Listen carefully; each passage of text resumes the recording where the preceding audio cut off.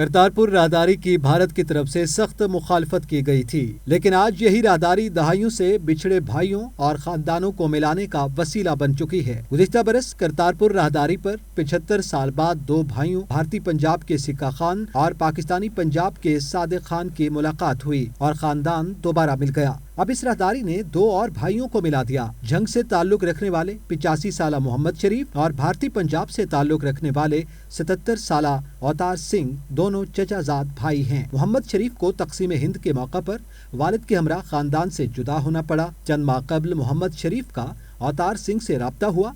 मोहम्मद शरीफ अपने खानदान के हमरा झंग से, जबकि अवतार सिंह खानदान के दीगर 60 अफराद के हमरा करतारपुर राहदारी के जरिए दरबार बाबा गुरु नानक पहुँचे। दोनों चचाजाद भाई एक दूसरे के गले लगकर बरसों की जुदाई पर खूब रोए। खानदान की मुलाकात के मनाजिर भी काफी जज्बाती थे।